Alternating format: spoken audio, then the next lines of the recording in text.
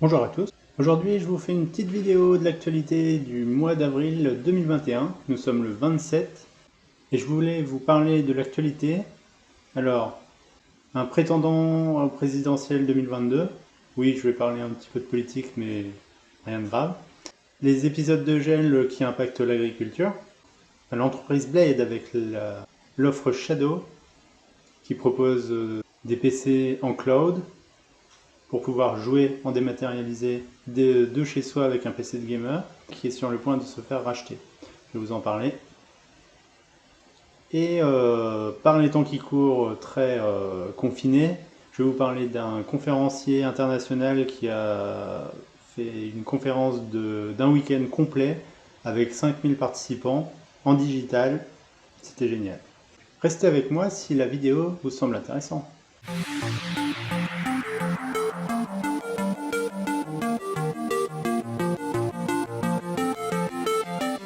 Alors on commence un petit sujet présidentiel 2022 avec une personne qui propose un programme, des idées.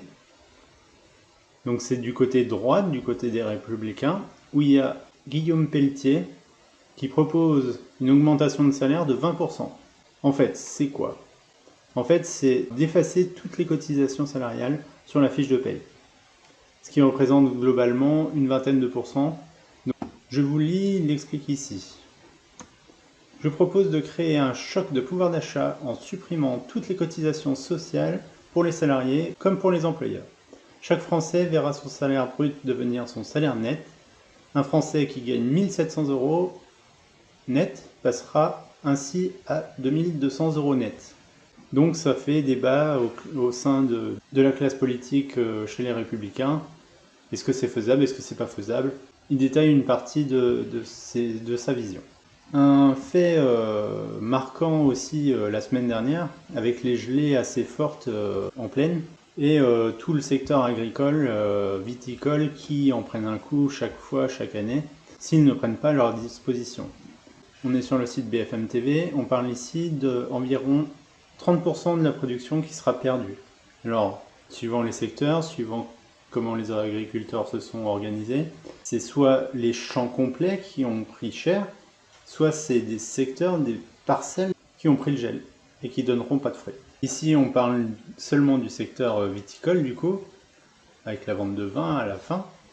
On parle d'environ 2 milliards d'euros de chiffre d'affaires de moins qu'une récolte classique. Donc il y a, si vous avez regardé un peu BFM TV les jours passés, il y a les agriculteurs qui ont fait appel à des hélicoptères pour brasser l'air qui est plus chaud en hauteur et rabaisser pour éviter que le sol gèle et donc les pieds de vigne gèlent. Et il y a aussi des paysans qui, comme chaque année, comme chaque saison, chaque printemps, font du feu, allument des bougies suivant voilà, leurs arbres, au pied de leurs arbres, pour voilà, réchauffer l'air ambiant autour des arbres et éviter que les arbres, les feuilles, les bourgeons prennent le gel. Alors c'est une pratique très connue hein, dans l'agriculture, des vergers. Et voilà quelques images. Donc certains mettent du feu dans des boîtes de conserve, certains allument des bougies. Alors je sais pas les pratiques, qu'est-ce qu'ils font, quand, comment, pourquoi, mais voilà. Je voulais vous en parler. On change de secteur radicalement, on part dans la technologie parce que j'aime ça. L'entreprise Blade, on ne connaît pas le nom de l'entreprise, mais en fait c'est Shadow, les PC Shadow. C'est une offre de PC dématérialisé en fait, où on a un PC puissant de gamer souvent ou de graphiste chez un hébergeur comme OVH, et on achète de notre côté en tant que client juste un petit modem, un petit boîtier permettant d'avoir internet. Et via une connexion internet, on a accès à ce PC virtuel, ce PC distant, et ça nous évite d'avoir du gros matériel gamer surpuissant, cher chez soi, qui peut voilà, brûler, prendre des surtensions, se le faire voler, enfin tous les aléas d'une maison classique, et avec une offre alléchante à la base. Et on ne savait pas, mais cette entreprise, Blade, est en difficulté financière. Et donc aujourd'hui, ils cherchent des repreneurs. Et du coup, il y a beaucoup de repreneurs. On est sur le site Next Impact. Ce vendredi, 4 entreprises sont proposées au tribunal de commerce de Paris de reprendre Blade et son service PC dans le cloud Shadow. Si toutes s'accordent sur les constats similaires concernant la situation de la startup, leurs propositions diffèrent grandement. Alors chaque repreneur a sa vision, a son plan de restructuration, de développement, et donc voilà. On parle de repreneurs comme voilà, Xavier Niel, qui est le patron d'Iliad par exemple, d'entreprises qu'on connaît moins, voire pas du tout, plutôt dans le secteur d'activité du high-tech. Et du coup, les salariés souhaitent peut-être éventuellement voilà, reprendre l'activité. Ils sont en train de réfléchir sur voilà, l'offre de reprise la plus adaptée à l'entreprise. On parle dans un tout autre domaine encore, les conférences, les concerts sont actuellement annulés, repoussés. Mais il y a un leader, un coach, un conférencier international qui a proposé, malgré la crise, malgré les difficultés de chacun, la crise sanitaire, le confinement, a proposé un week-end complet de conférences, d'activités en ligne, en digital. Voilà, il fait participer, il s'appelle Franck Nicolas, l'entreprise c'est Globe. C'est peut-être pas connu trop pour les Français, c'est une entreprise canadienne, québécoise, donc ils sont complètement francophones, et ils ont proposé du coup un live, un week-end, le week-end Spark,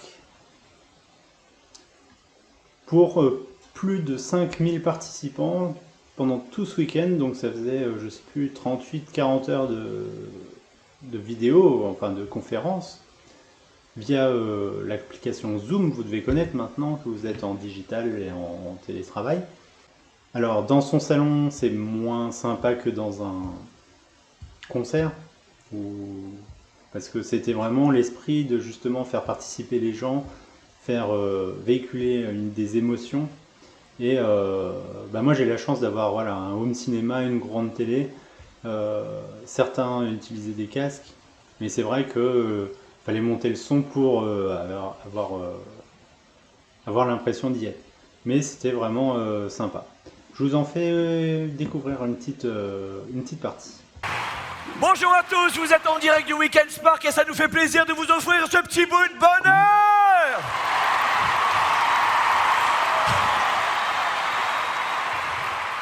Soyez les bienvenus, vous nous écoutez en ce moment dans différents endroits dans le monde. Vous savez, on a organisé il y a quelque temps de cela un programme gratuit qui a été vu et revu par plus de 45 000 personnes dans le monde. Ici, pour ce Weekend Spark, nous avons plus de 5 000 personnes, difficile de compter parce que des fois ils sont 10 par écran, donc je ne sais plus où j'en suis. Ils sont de 54 pays et nous voulions, avec leur autorisation, vous donner un tout petit bout d'amour, un grand morceau d'énergie et un petit peu de contenu de stratégie pour le Weekend Spark.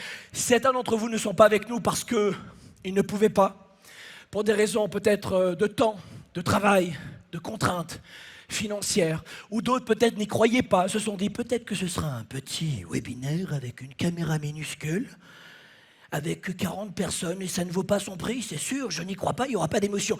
Dites-moi, est-ce qu'il y avait suffisamment de contenu et d'émotion dans ce Weekend Spark? Bon.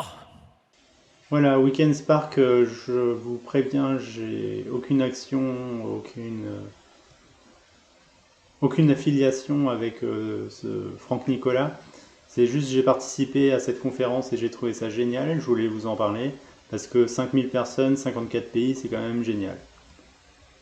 Mais on est amené à de plus en plus proposer des activités digitales avec la prise de conscience de voilà, la consommation d'énergie que ça demande, tous les déplacements personnels et professionnels dans le monde entier.